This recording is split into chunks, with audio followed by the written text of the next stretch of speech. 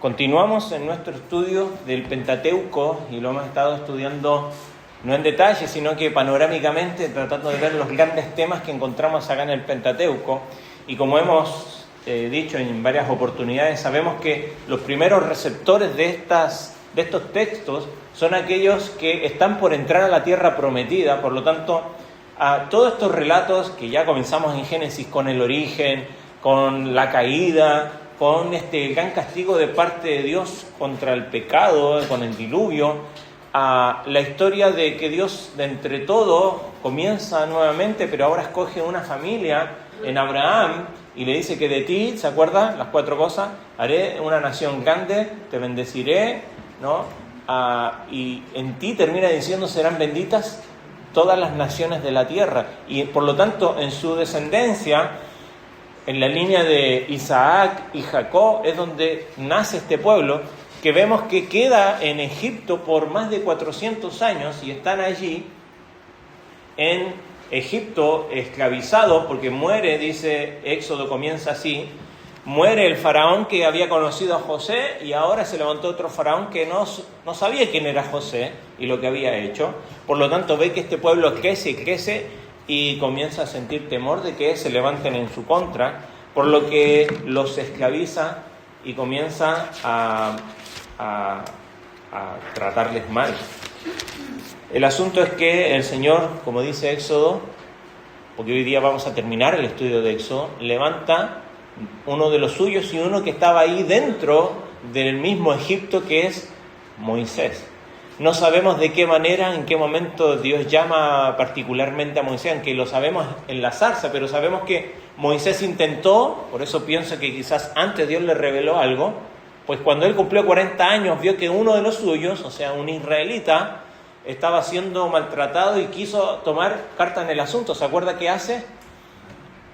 Comete asesinato, no es menor, y huye. Y está 40 años ahora en el desierto y Dios le llama y le dice: ahora es momento, Moisés, y yo te voy a usar. Y él pone excusas, pero sin duda el Señor termina diciéndole: anda ya, porque yo estoy contigo. Y es aquí donde hemos visto ya la última parte de nuestro estudio, donde Dios usa a su poder y Moisés como intercesor para mostrar su poder, lo saca de Egipto. Y vimos que al salir de Egipto están por 3 meses de rumbo al monte Sinaí, y allí es donde estuvimos la última semana. Pues Dios allí da sus leyes. ¿Se acuerdan? Vimos el decálogo, que esto no vino por intercesión de Moisés, sino que vino directamente de Dios, y el pueblo dijo: no queremos seguir escuchando lo que dice Dios porque nos asusta. Entonces Dios siguió dando algunas leyes a Moisés, y ahí es donde quedamos, pusimos pausa en nuestro relato. Y todo esto es importante para aquellos que están por entrar a la tierra prometida, porque no solamente les indica a quiénes son y por qué están allí, por qué han de tomar esta tierra, sino que también cuenta todo el proceso por el cual el pueblo, sus antepasados, tuvieron que pasar para llegar allí.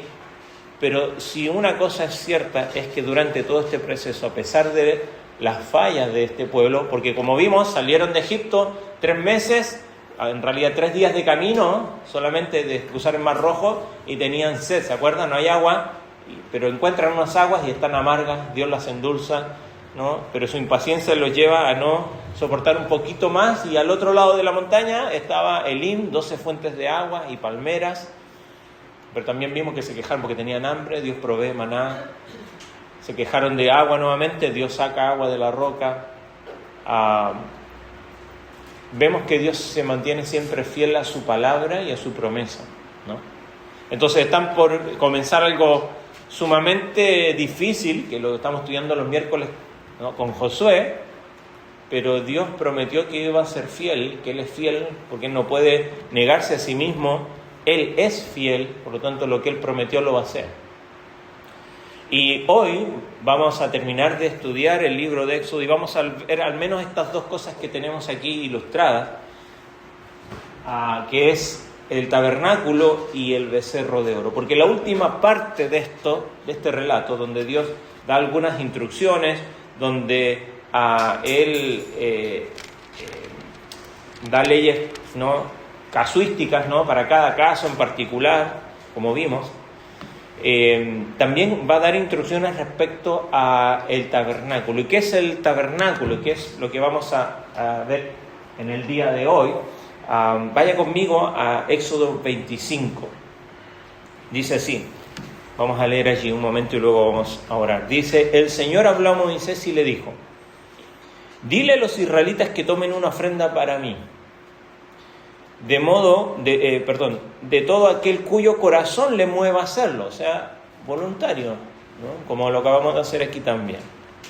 Ustedes tomarán mi ofrenda, y esta es la ofrenda que tomarán de ellos: oro, plata, bronce, tela azul, púrpura, escarlata, lino fino y pelo de cabra, o sea, negro, pieles de carnero teñidas de rojo, pieles de marsopa y madera de acacia, aceite para el alumbrado, especias para el aceite de la unción y para el incienso aromático, las piedras de ónice y piedras de engaste para el efod y para el pectoral, que hagan un santuario, fíjate, esa es la razón, para que yo habite entre ellos.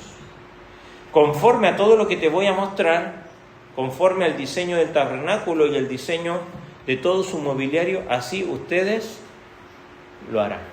Vamos a orar un minuto. Señor, queremos rogarte que en estos minutos, donde queremos estudiar esta última porción del libro de Éxodo, tú nos puedas hablar, no solamente en el significado detrás de todo esto, sino que también al ver tu corazón, tu carácter y poder ser impactados por ello también en esta mañana. Te lo rogamos en el nombre de Cristo. Amén. El tabernáculo. ¿Qué es el tabernáculo? Sin duda desde aquí del capítulo 25, si usted va al capítulo 26, 27, hasta el capítulo 31, usted se va a dar cuenta que todos estos capítulos son instrucciones bastante detalladas y claras de parte de Dios, que ocupan casi un tercio del libro de Éxodo, porque al final vamos a ver que la última parte del Éxodo no es que se vuelvan a dar las instrucciones, sino que se dice cómo se llevó a cabo todas estas instrucciones. Por lo tanto, se repite mucho de lo que está aquí, capítulo 25, 26 al 31, de cómo debía ser el tabernáculo y cada uno de los elementos allí, ¿no? Dan instrucciones detalladas sobre el diseño y la fabricación de este tabernáculo. El tabernáculo era una tienda, una carpa en la cual vemos que el propósito, como dice allí el verso 8, que dice, para que yo habite entre ellos. Recuerdo que algún día miércoles, mientras estábamos estudiando el tema de la santidad de Dios y la presencia de Dios, mostramos un video de cómo a través desde el Edén hasta los cielos nuevos y tierra nueva, el propósito de Dios siempre ha sido estar en medio de su pueblo. Y hoy lo sigue haciendo por medio del Espíritu Santo en su iglesia, en cada uno de los que conforman su iglesia. Pero Dios siempre queriendo estar en medio. Ahora, eso significa algo. Hay una característica de Dios, que Dios es santo, ¿no? Y la santidad es tan buena y es tan pura, que es tan necesaria, pero también al mismo tiempo nos puede fulminar. Como el sol, lo hemos ejemplificado, nos da vida, nos da calor, nos da luz, pero si nos acercamos demasiado al sol, sabemos que nuestra vida corre peligro. Por eso es que Dios le dice a Moisés, quita tus sandalias porque el lugar donde estás es santo. No porque el lugar en sí, sino porque Dios estaba allí manifestándose en la zarza con él. Le dice lo mismo a Josué más adelante cuando se le aparece también en otro lugar, ¿no? Entonces, Dios quiere habitar en medio de los suyos, pero para eso no podía ser a la manera de su pueblo, sino que la manera que Dios lo iba a establecer, y por eso Él da instrucciones bastante claras respecto al tabernáculo. Nosotros vemos que es algo para nosotros quizás muy lejano, pero recordemos que ya en este tiempo existían los que podríamos llamar nosotros templos, que muchas veces nosotros podemos llamar a esto un templo, pero esto es un salón donde nos reunimos. ¿Cuál es la diferencia con un templo? Que en un templo hay alguien que habita allí, ¿no? Entonces está el templo a Afrodita, por ejemplo, que tenían los griegos. ¿Y quién habitaba allí? No, la diosa Afrodita. Había una estatua de ella, así como el templo a Zeus, y el templo a distintos dioses. En Egipto estaba las pirámides y otras grandes construcciones, eran precisamente lugares que servían físicamente para adorar a un dios en específico, ¿no? O se construía alguna estatua y se le adoraba y se construía un templo y un lugar para adorarle a ellos. Entonces, para nosotros claramente es algo quizás distante. Pero lo que era el tabernáculo era una gran tienda de madera y pieles que estaba cubierta, ¿no? Y tenía un gran altar y una fuente allí para lavarse, pero sin duda varias de las características del tabernáculo que se describen aquí del capítulo 25 al 31 se nos repiten más adelante, pues se nos dice ahí del capítulo 35 hasta el 40 cómo se llevaron a cabo. Fíjese, vamos al capítulo 35, vamos a ir moviéndonos entre estos últimos capítulos de Éxodo. Vamos a leer algo muy similar a lo que leímos recién, capítulo 35, verso 4. Después de un evento, que es el que aparece allí como el becerro de oro, entre medio de estas dos cosas, y que eso lo vamos a ver al final, Dios se mantiene fiel a su palabra, no sin antes Moisés interceder por ello, y es donde vamos a hacer el énfasis en esta mañana. Pero cuando pasa todo esto y el Señor restablece su pacto y reafirma el pacto que había hecho con su pueblo, comienza la edificación de este tabernáculo. Y fíjese lo que dice capítulo 35, verso 4. Moisés habló a toda la congregación de los israelitas y le dijo: esto es lo que el Señor ha ordenado. Tomen de entre ustedes una ofrenda para el Señor. ¿Se acuerda? Esa había sido la instrucción que había dado Dios antes, ¿no? Y ahora Moisés lo está transmitiendo al pueblo y se está llevando a cabo. Le dicen: todo aquel que sea de corazón generoso, tráigala como ofrenda al Señor: oro, plata y bronce, tela azul, púrpura y escarlata, lino fino y pelo de cabra, pieles de carnero, teñidas de rojo, pieles de marsopa y madera de acacia, aceite para el alumbrado, especies para el aceite de la unción y para el incienso aromático, las piedras de ónice, las piedras de encaste para el efod y para el pectoral. Y también dice que venga todo hombre hábil de entre ustedes y que haga todo lo que el Señor ha ordenado: el tabernáculo, su tienda, sus cubiertas, sus broches, sus tablas, todos los detalles aquí, ¿no? Que van a ser necesarios para la construcción. Verso 20. Entonces toda la congregación de los israelitas salió de la presencia de Moisés, y todo aquel a quien impulsó su corazón, nuevamente, voluntario, y todo aquel a quien movió su espíritu, vino y trajo la ofrenda del Señor para la obra de la tienda de reunión, para todo su servicio y para las vestiduras santas. Todos aquellos de corazón generoso, tanto hombres como mujeres, vinieron y trajeron broches, pendientes, anillos, brazaletes, toda clase de objetos de oro. Cada cual pues presentó una ofrenda de oro al Señor. Y dice allí más adelante, dice verso 29, todos los israelitas, tanto hombres como mujeres cuyo corazón los movía a traer algo para la obra del Señor, había ordenado por medio de Moisés que trajeron una ofrenda nuevamente voluntaria al Señor. Y cada uno trajo para el Señor, y el texto más adelante nos dice que fue tanto lo que trajeron que tuvieron que decirle que, fíjese, verso 4 del capítulo 36. Vamos a ver estos detalles, después vamos a ver los detalles del mobiliario. Dice: así que vinieron todos los hombres, verso 4 del capítulo 36, hábiles que hacían todo el trabajo del santuario, cada cual del trabajo que estaba haciendo, y dijeron a Moisés: el pueblo trae más de lo que se necesita para la obra de construcción que el Señor nos ha ordenado que se haga. Entonces Moisés dio una orden y se pasó una proclama por todo el campamento y dijo: ningún hombre ni mujer haga más trabajo para las contribuciones del santuario. Así el pueblo dejó de traer más, porque el material que tenían era abundante y más que suficiente para hacer toda la obra. Sin duda, el corazón del pueblo se conmovió para esto y dieron más de lo que era necesario. Ahora, entre medio hay un evento que no sabemos si fue eso lo que ocasionó este corazón movido, pero vamos a tomar algunos minutos en los detalles de este mobiliario. Como dice allí el texto, la idea fundamental del tabernáculo es, como dijimos, que el Señor habite allí, y Él lo expresa muy claro, ¿no? No sabemos si este santuario viene de un modelo celestial, pues lo dice más o menos así en Éxodo capítulo 25, creo que es el verso...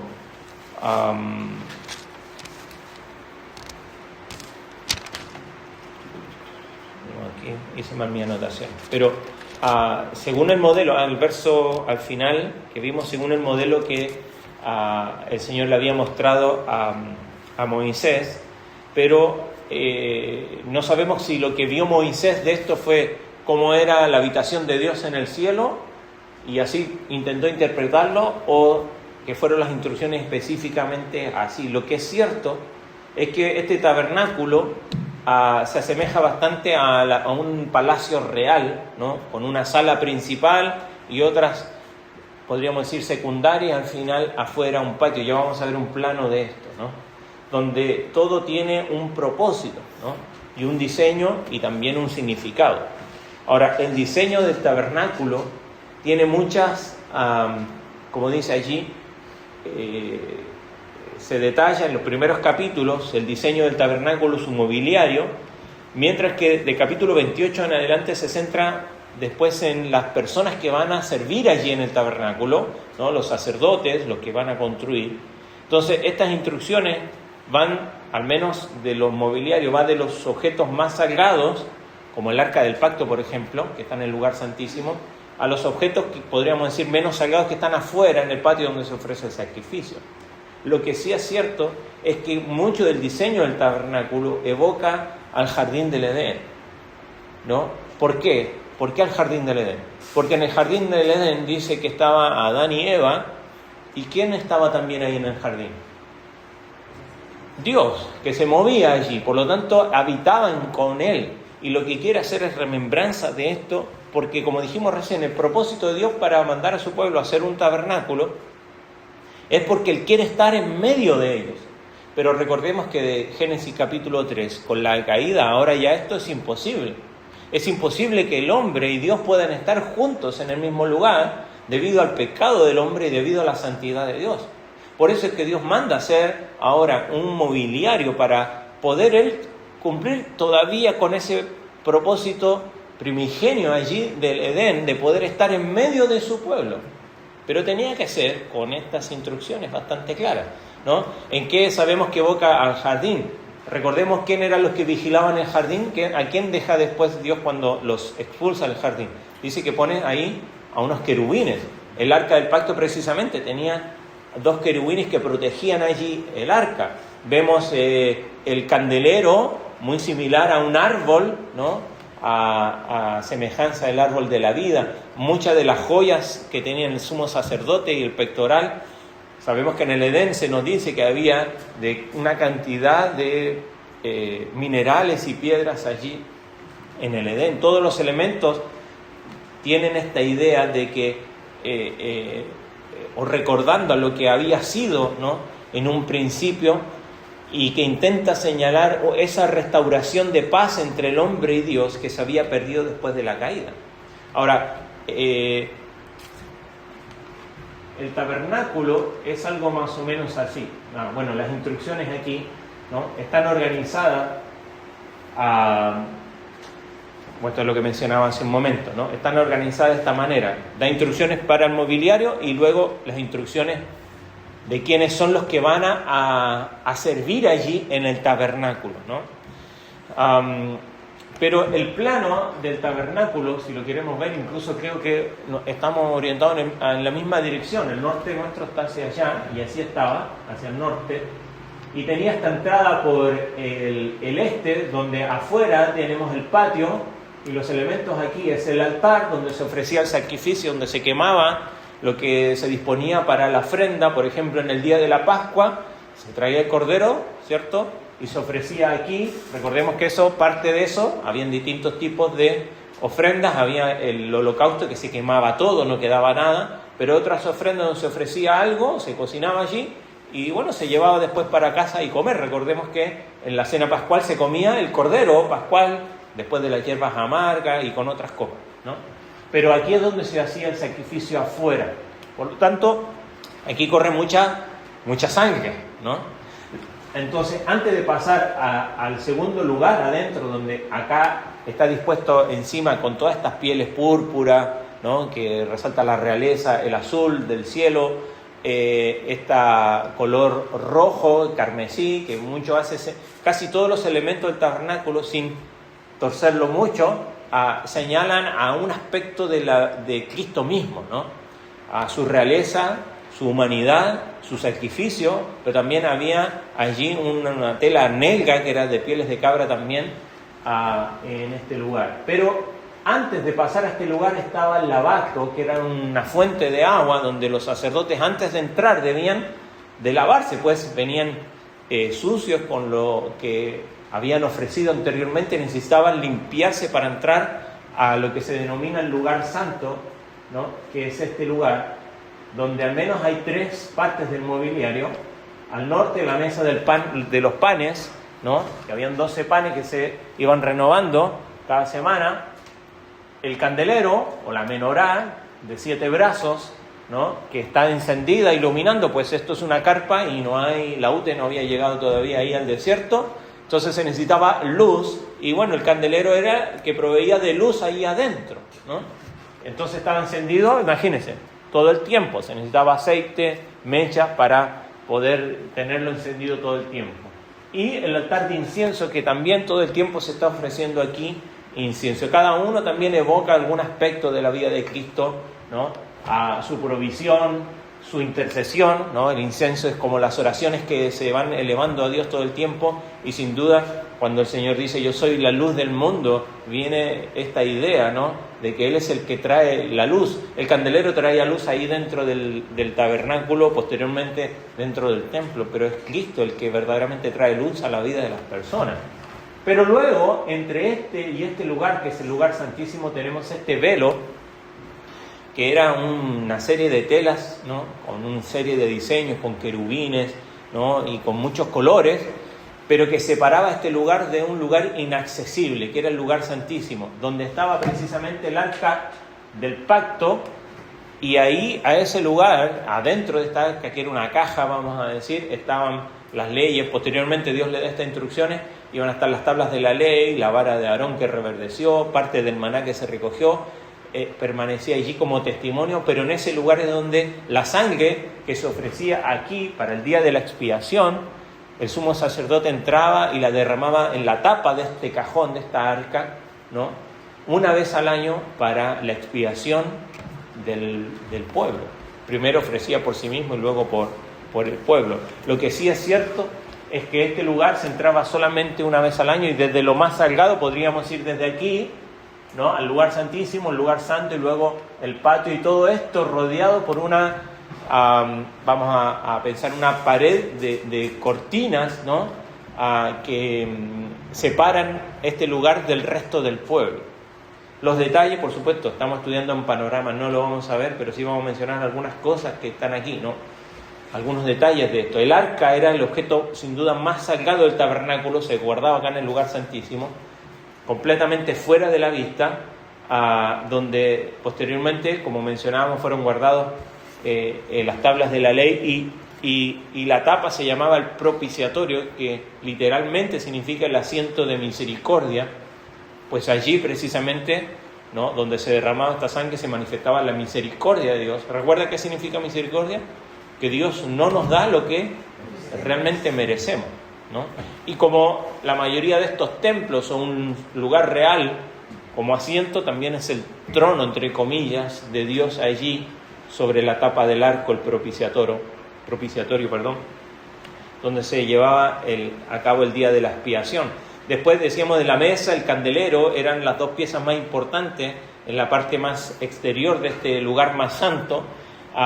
Todo esto hecho de oro, y sin duda, como decíamos, con reminiscencia al menos en el candelero al árbol, ¿no? En flor de la vida, recordando al Edén, ¿no? La luz continua allí de las lámparas simbolizaba sin duda el poder de Dios, que irradiaba y bendecía a este lugar, y bendecía el pan de la mesa y que representaba al pueblo de Israel, porque eran 12 panes cada uno por cada una de las tribus de Israel.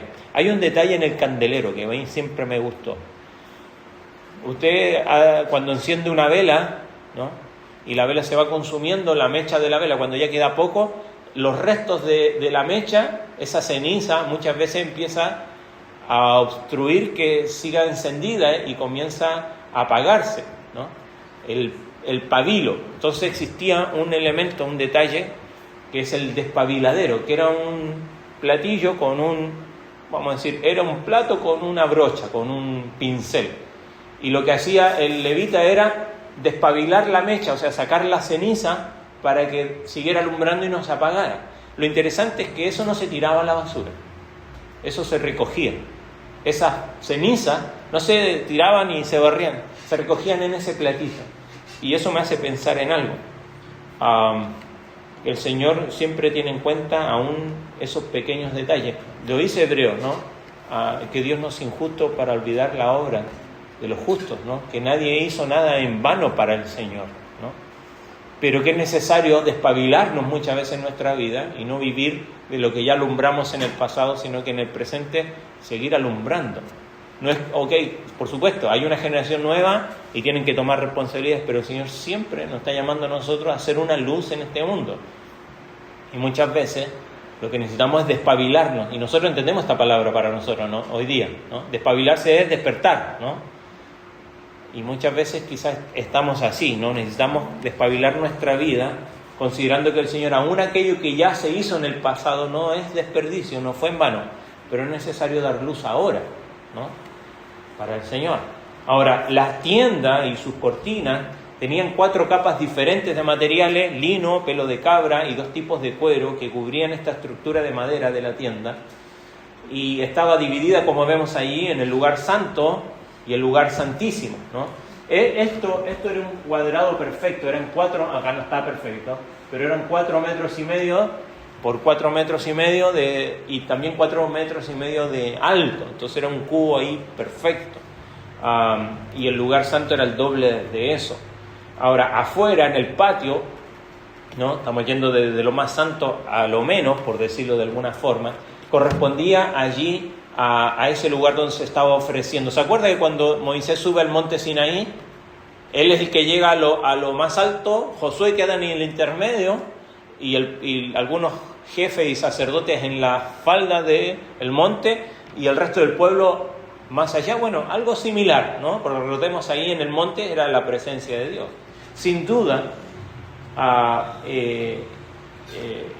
vemos propósito de Dios de querer habitar en medio de su pueblo, pero lo hace y demanda de su pueblo la manera en cómo poder hacerlo, ¿no? El capítulo 28 en adelante vemos las instrucciones para los sacerdotes, porque sin duda entre la santidad de Dios y la pecaminosidad del hombre es necesario alguien que medie allí, y la mediación sacerdotal sin duda fue importante, no solamente en quiénes, sino que en la forma. Y ahí vienen los detalles de las vestiduras de los sacerdotes. Ellos podían acercarse, pero solo con extrema cautela. Como mediadores tenían un papel doble: representaban a Dios ante Israel y de alguna manera también representaban a Israel delante de Dios. Entonces, ¿cómo se expresaba esto? Bueno, tenían que vestirse, solo no podían, ¿no? Tenían que vestirse de vestiduras especiales para esto. Y esto obviamente nos ilustra. ¿Se acuerda que dice Pablo? Despojados del viejo hombre, en Efesios, renovados en el espíritu y vestidos del nuevo hombre. ¿Por qué? Y yo pienso que está haciendo aquí quizás alguna alusión a esto, ¿no? Porque ahora podemos, como dice Hebreo, podemos entrar confiadamente ahora delante de Dios, pero no podemos llegar así a mi manera. Es por medio de las vestiduras que recibimos de parte de Cristo, este nuevo hombre, ¿no?, creado según Dios, ¿no? Entonces, los sacerdotes, era necesario todas estas instrucciones, ¿no?, para el pueblo, para que pudiera acercarse y pudiera Dios poder estar en medio de los suyos, pero era necesario también alguien que pudiera interceder, ¿no? No era así nomás todos venimos, sino que alguien desde este tiempo, queda establecido esto, que no podemos acercarnos así, sino que necesitamos un intermediario. Sin duda, Cristo es nuestro intermediario ante Dios. Ahora, después de tratar un montón de estas cosas, sin duda da algunas instrucciones particulares allí en el capítulo 30 y 31 en cuanto al altar del incienso, al aceite y otras cosas allí de los últimos detalles. Y cuando ya el Señor está dando estas instrucciones a Moisés, porque Moisés está en el monte, y ya Moisés, ¿cuántos días lleva ahí en el monte? Fíjese, capítulo 32 de Éxodo, vamos allí. En realidad, el último versículo del capítulo 31 dice: cuando el Señor terminó de hablar con Moisés sobre el monte Sinaí, le dio las 2 tablas del testimonio, tablas de piedra escritas por el dedo de Dios. Fantástico, dijo Moisés, ahora ya está, ahora abajo, todo impecable. Pero dice, cuando el pueblo vio que Moisés tardaba en bajar del monte, la gente se congregó alrededor de Aarón y le dijeron: no sabemos qué le pasó a Moisés, lleva 40 días allá, no sabemos si murió, vemos que el monte humea, hay fuego, probablemente ya no va a venir. Entonces le dicen: levántate, haznos un Dios que vaya delante de nosotros. En cuanto a este Moisés, el hombre que nos sacó de la tierra de Egipto, no sabemos qué le haya acontecido. Y Aarón le respondió: quiten los pendientes de oro de las orejas de sus mujeres y de sus hijos y sus hijas y tráiganmelos. Entonces todo el pueblo se quitó los pendientes de oro que tenían en las orejas y los llevaron a Aarón. Él los tomó de sus manos y les dio forma con buril e hizo de ellos un becerro de fundición. Y ellos dijeron: este es tu Dios, Israel, que te ha sacado de la tierra de Egipto. Ahora Aarón vio esto, edificó un altar delante del becerro, y Aarón hizo una proclama y dijo: mañana será fiesta para el Señor. Al día siguiente se levantaron temprano y ofrecieron holocausto y trajeron ofrendas de paz. Ahora fíjese este detalle, el pueblo dice que se sentó a comer y a beber, y una vez que se sentó, cuando uno se sienta a comer y beber, después dice que se levantó a regocijarse. Otras versiones dicen a divertirse y otras versiones dicen a la disolución. Lo estudiamos el miércoles, el otro día, ¿se acuerdan? El culto a Baal, este becerro, era el dios de la fertilidad, y la manera de adorarle era por medio de la promiscuidad sexual, orgía, lisa y llanamente. El texto es bastante eufemístico aquí al decirnos que se sentó a comer y beber y se levantó a regocijarse. Lo más seguro es que hicieron lo que hacían en Egipto los que adoraban a Baal, ¿no?, a este becerro, y el pueblo está allí. Ahora fíjese, verso 7. Entonces el Señor habló a Moisés: desciende pronto, porque tu pueblo que sacaste de la tierra de Egipto se ha corrompido. Bien pronto se han desviado del camino que yo les mandé, se han hecho un becerro de fundición y lo han adorado. Dice allí: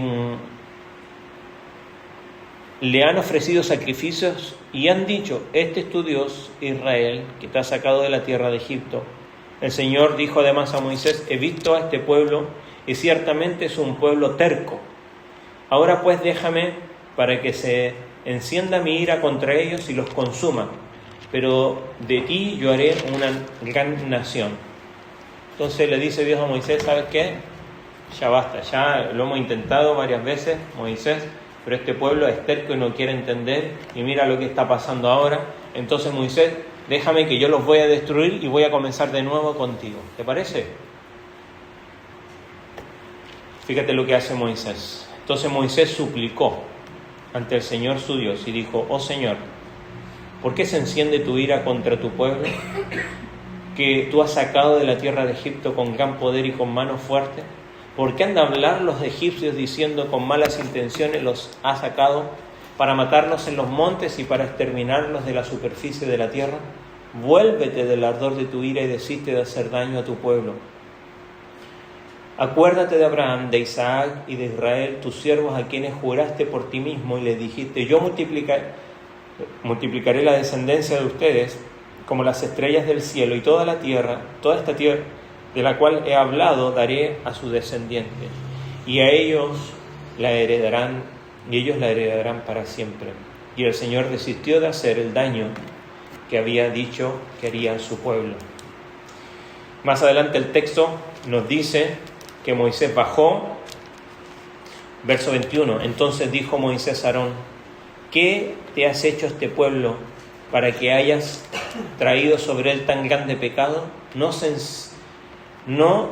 encienda la ira de mi Señor, respondió Aarón. Tú conoces al pueblo que es propenso al mal. O sea, Aarón, ¿qué dijo? No fui yo, fue el pueblo. Como siempre, ¿no? Echando la culpa a otro. Porque me dijeron, haznos un Dios que vaya delante de nosotros, pues no sabemos qué le haya acontecido a este Moisés y el hombre que nos sacó de la tierra de Egipto.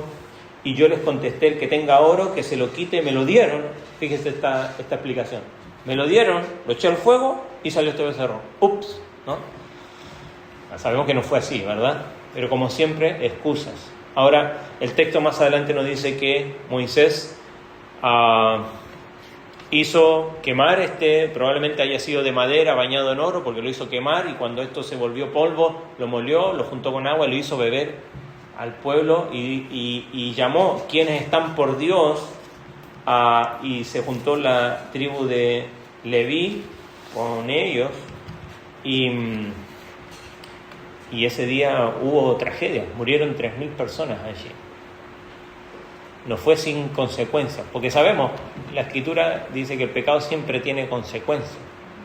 Ahora, la misericordia de Dios es tal, porque de repente, como dice allí, ¿no? De repente y sin previo aviso, vemos la mayor crisis en lo divino humano, en las relaciones, ¿no? Entre ellas, después del diluvio. Sabemos qué pasó en el diluvio. Dios vio la maldad de la humanidad, que era de continuo solamente el mal, y mandó un juicio. Dio tiempo para que arrepintieran, pero mandó un juicio. Y ahora el mismo destino le amenaza a Israel, porque Dios le dice a Moisés, ¿sabes qué, Moisés? Destruyamos a todo este pueblo y comencemos otra vez, de nuevo, contigo. Una oferta bastante llamativa y tentadora para Moisés, ¿no?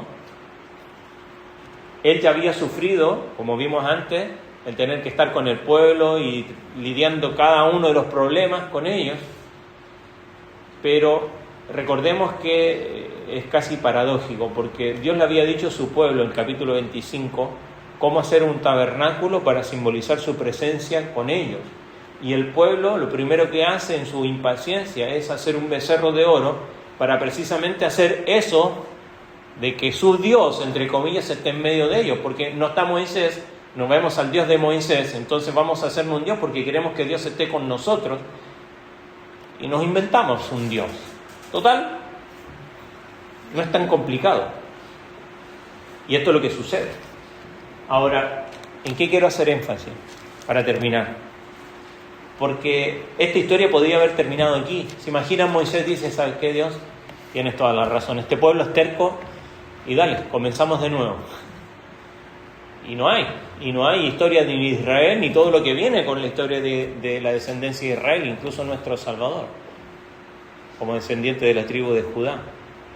Pero aquí hay algo muy particular y que podemos aprender de Moisés, porque Moisés se pone entre Dios y el pueblo.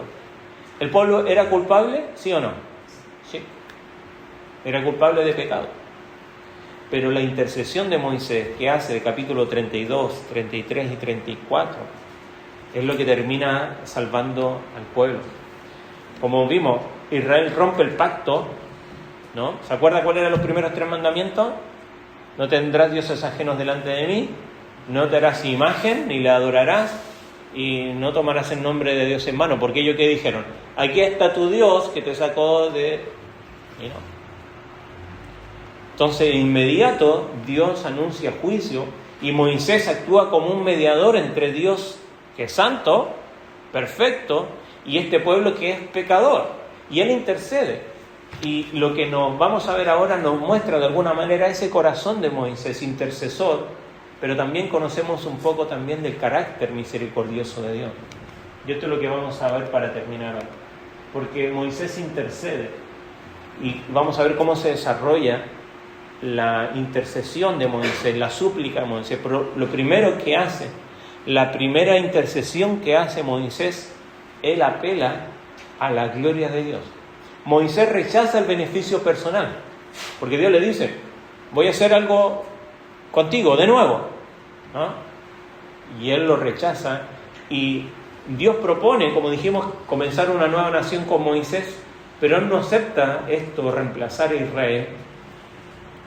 Y acá es el primer principio en la intercesión.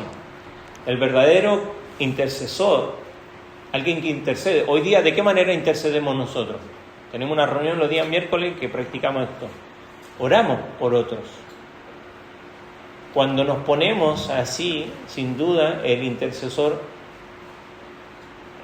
ama a otros antes que sus propias. Normalmente venimos a orar y pedimos, Señor, a mí y yo, pero la intercesión siempre tiene que ver con otros.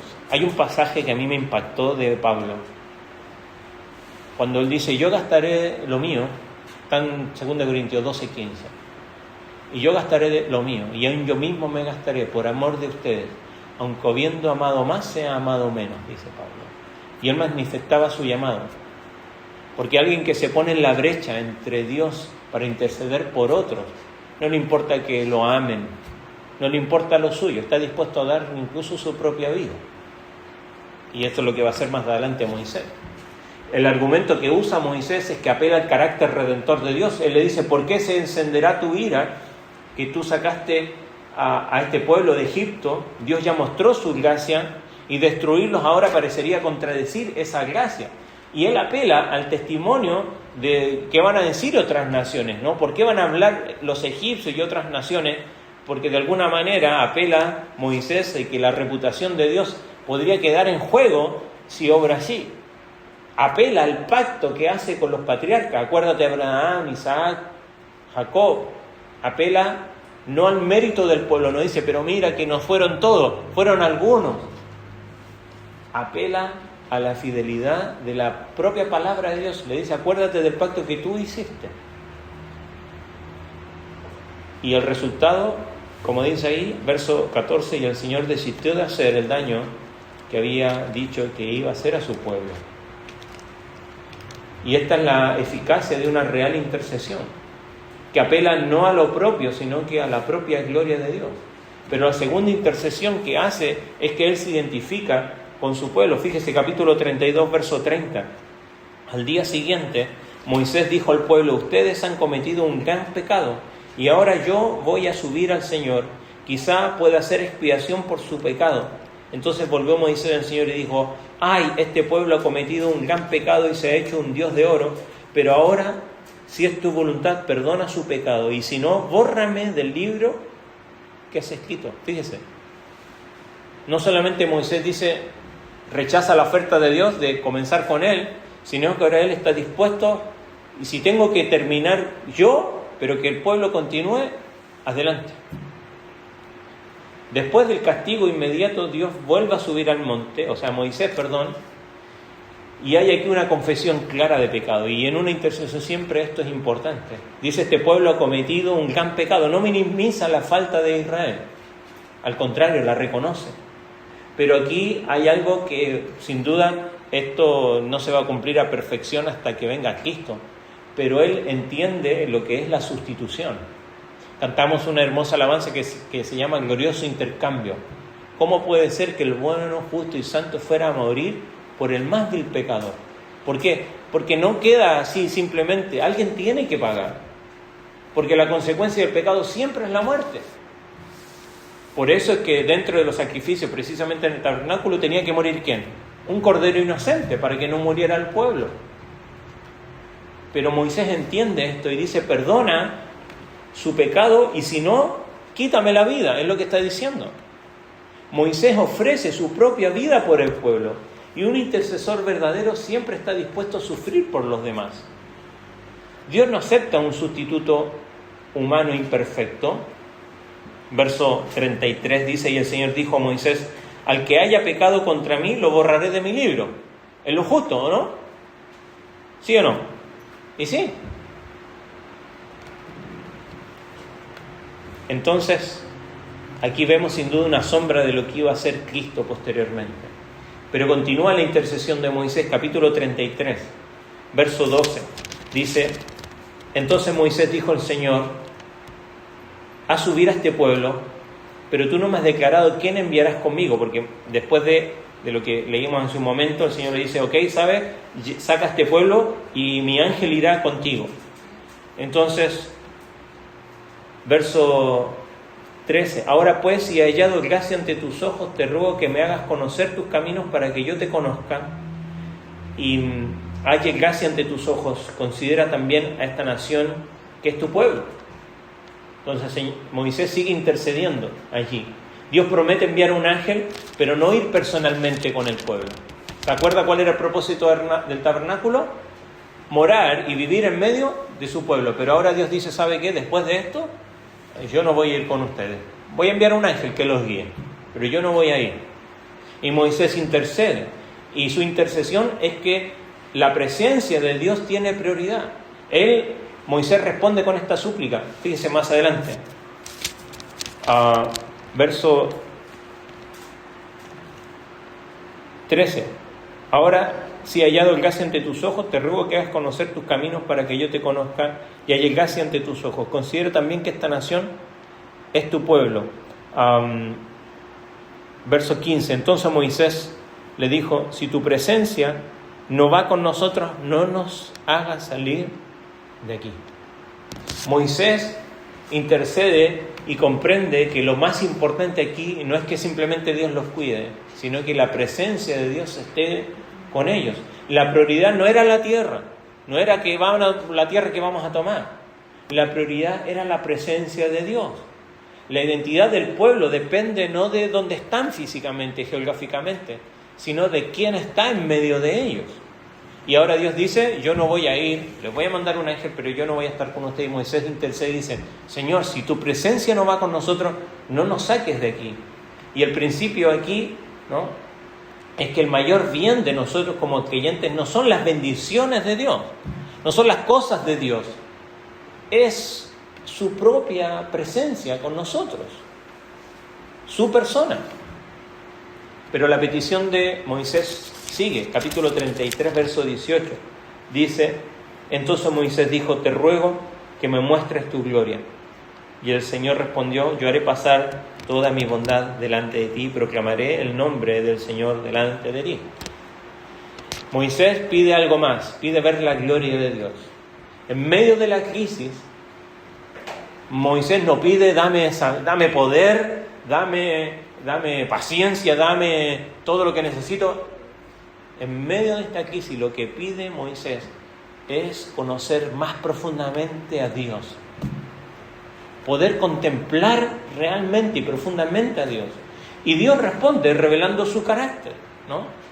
Y la revelación de su carácter se ve aquí, que en un pasaje que estudiamos el día miércoles, capítulo 34, verso 6 en adelante. Con esto ya vamos terminando. Dice: entonces pasó el Señor delante de él y proclamó: el Señor, o Jehová, es Dios compasivo, clemente, lento para la ira, abundante en misericordia y verdad, y que guarda misericordia a millares, que perdona la iniquidad, la transgresión y el pecado, y que no tendrá por inocente al culpable, que castiga la iniquidad de los padres sobre los hijos y sobre los hijos de los hijos hasta la tercera y cuarta generación. Moisés se apresuró a inclinarse a tierra y adoró, y dijo: si ahora, Señor, he hallado gracia ante tus ojos, vaya ahora el Señor en medio de nosotros, aunque el pueblo sea terco, perdona nuestra iniquidad y nuestro pecado y tómanos por posesión tuya. Sin duda, aquí el centro teológico de este pasaje es el carácter de Dios: misericordioso, clemente, tardo para la ira, grande en misericordia. Pero no te olvides, Dios es justo y no tiene por inocente al culpable. La intercesión de Moisés conduce a conocer más profundamente el carácter de Dios. Sin duda, Moisés se pone en la brecha, se ofrece como sustituto, intercede por un pueblo terco y rebelde, pero hay algo que no puede hacer. Él no puede pagar por el pecado. Él no puede borrar la culpa del pueblo.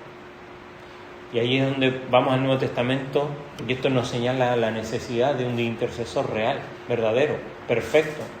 Porque es Cristo quien se identifica con nosotros, muere en nuestro lugar y, como dice Hebreos 7, vive para interceder por nosotros ahora ante el Padre. Pero piensa en lo siguiente: ¿cuántas veces estamos en una situación crítica como la que está viendo el pueblo aquí, de los capítulos 32 al 34? Y muchas veces lo que no es lo único, sino que lo principal que debemos hacer es interceder por otros. Cuando hay otros que fallan, ¿qué es lo que hacemos? ¿Intercedemos por ellos? ¿Oramos por ellos o les criticamos y les hacemos notar sus pecados? Si algo podemos aprender de Moisés, es que esté una crisis que no es menor. Hicieron un becerro de oro, estaban adorando, estaban fallando precisamente con los primeros mandamientos que el Señor había dado. Y el Señor dice, ¿sabes qué? Comenzamos de nuevo. Pero aquí intercede Moisés. Y cuando hay una crisis como esta en tu familia, entre los tuyos, en algún hermano, cuando tú ves esto, ¿qué haces? Lo apuntas y dices, ¡ah! Terco, eso es poco. ¿O intercedes? ¿Criticas o intercedes cuando hay otros que fallan? ¿Amamos a aquellos que son nuestra familia espiritual también? Incluso cuando nos decepcionan, ¿les amamos como lo hace Moisés? Porque Moisés está dispuesto a dar su propia vida. Dice, que siga este pueblo, si no, bórrame del libro que tú escribes. O sea, termina conmigo. Y no hay mayor amor que alguien dé la vida por sus amigos. Ahora, en esto, nosotros valoramos más la presencia de Dios que las bendiciones de Dios. ¿Qué es lo que más valoras tú? ¿Lo que Dios te puede dar o la propia persona de Dios? Que es lo que terminamos aprendiendo de Moisés. Él, cuando está en esta crisis, en vez de, bueno, dame ahora las herramientas, levanta persona y quiero conocerte más. ¿Buscamos nosotros conocer el carácter de Dios en medio de la crisis? ¿Es lo que buscamos, que Dios se nos haga cada vez más grande para nosotros? ¿O simplemente queremos que se resuelvan nuestros problemas? Lo leíamos ayer con los jóvenes. Gustad y ved, qué bueno es Jehová. Dice, cuando clamó, Él me libró, dice, de mis temores, no de mis problemas. No se resuelven los problemas, pero sí mis temores se pueden disipar cuando Dios se muestra como es a nosotros.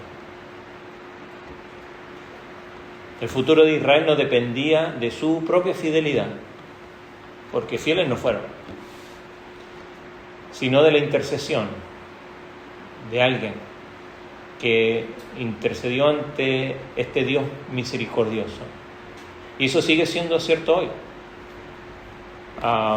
Es tan importante, hermanos, interceder por otros. No restes valor a eso. La reunión más importante sigue siendo la del día miércoles, de orar unos por otros, unos con otros, para poder sostener a aquellos que son más débiles, para interceder por aquellos que fallan, a aquellos que a nosotros mismos nos decepcionan, y ponernos en la brecha y estar dispuestos aún incluso, como decía Pablo, habiendo amado más, sea amado menos, pero poder ser ese instrumento de intercesión delante de Dios. Primero, para que a nosotros se nos dé a conocer ese carácter glorioso de Dios, porque no hay otra manera de conocer mejor a Dios que pasando tiempo con Él. ¿Y qué mejor tiempo con Él que orando? No tienes que venir acá necesariamente, que tenemos una reunión para eso. Pero ¿dónde vas? ¿Dónde estás?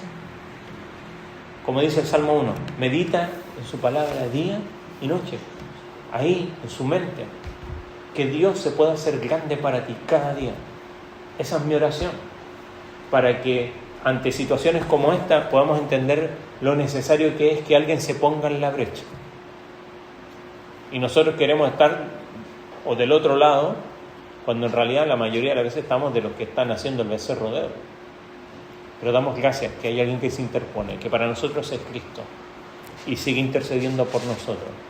Y eso nos permite también conocer profundamente a Dios.